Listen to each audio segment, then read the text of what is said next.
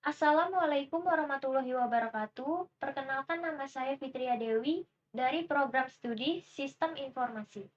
Pada pertemuan mata kuliah keteknososiopreneran kali ini, saya mendapatkan tugas untuk mempresentasikan hasil land canvas dari ide produk yang telah saya pilih pada pertemuan sebelumnya, yaitu mengenai pengembangan aplikasi e-library. Berikut ini merupakan slide yang berisi rangkaian bagian-bagian land canvas e-library yang telah dibuat. Dan kanvas merupakan sebuah alat yang terdiri dari satu buah halaman yang biasanya digunakan untuk membantu seseorang merencanakan bisnis yang akan mereka bangun secara sistematis. Masuk ke dalam pembahasan, bagian pertama yang akan saya jelaskan pada land canvas ini yaitu problem, atau masalah utama yang ingin diselesaikan. Dapat kita lihat, di bagian problem, terdapat 3 daftar masalah. Yang pertama yaitu proses peminjaman buku yang masih terbilang sulit. Yang kedua, terbatasnya jam operasional perpustakaan. Dan yang ketiga, memerlukan waktu yang lama untuk mencari buku yang dibutuhkan karena penataan buku yang kurang teratur. Masih di dalam bagian problem, terdapat existing alternatif yang pada list pertama berisi bisnis pembanding dengan bisnis yang akan saya kembangkan, yaitu sebuah aplikasi peminjaman buku yang tersedia di Android Market. Di sini saya mengambil contoh yaitu aplikasi Blibio.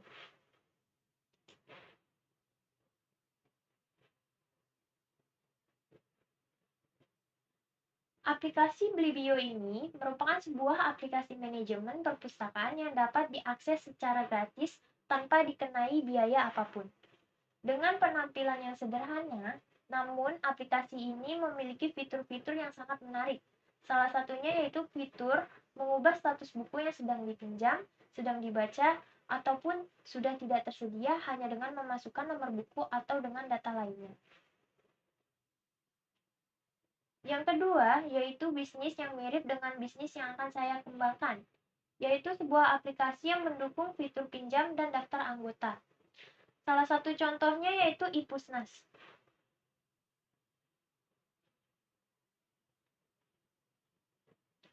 iPusnas merupakan aplikasi yang diluncurkan oleh Perpustakaan Nasional Republik Indonesia bersama dengan developer Aksara Maya.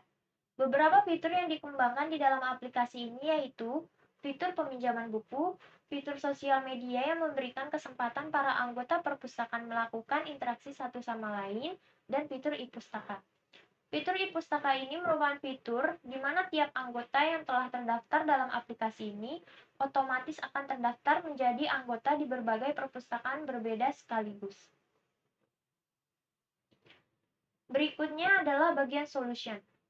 Solution atau solusi merupakan suatu bentuk penyelesaian masalah-masalah yang telah dicantumkan pada bagian problem.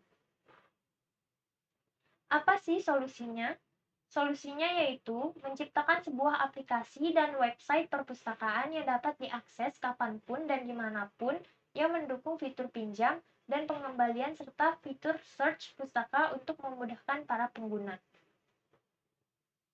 Di bagian bawah solution, terdapat key metrics yang berfungsi untuk mengetahui bagaimana cara seorang pembisnis mengukur kemajuan bisnis yang mereka jalankan. Yang pertama yaitu mengukur jumlah pengunduh aplikasi. Kedua, pengunjung website. Ketiga, pendaftaran akun dan kartu keanggotaan. Dan yang keempat, anggota yang melakukan peminjaman buku lebih dari satu kali. Selanjutnya, yaitu bagian unique value proposition. Apa keunikan atau perbedaan dari bisnis yang sedang dijalankan dengan bisnis lain yang ada di luar sana? Di sini, saya menjelaskan bahwa kehadiran aplikasi e-library ini diharapkan dapat membantu para pelajar, pengajar, maupun masyarakat umum untuk meningkatkan minat literasi secara mudah dan memudahkan para pelajar dan pengajar yang sedang membutuhkan referensi untuk tugas ataupun materi yang akan disiapkan tanpa harus datang langsung ke perpustakaan. High level concept merupakan penyederhanaan konsep produk menggunakan sebuah perumpamaan. Di sini saya menggunakan perumpamaan baca dan pinjam buku dengan mudah hanya dengan menggunakan aplikasi. Bagian selanjutnya yaitu Unfair advantage yang digunakan untuk mendeskripsikan satu atau dua hal yang membuat bisnis yang dijalani sulit untuk ditiru oleh pesaing.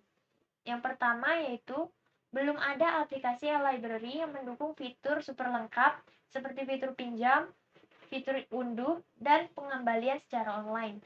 Yang kedua yaitu anggota juga dapat menikmati fitur baca buku dalam bentuk e-book melalui aplikasi.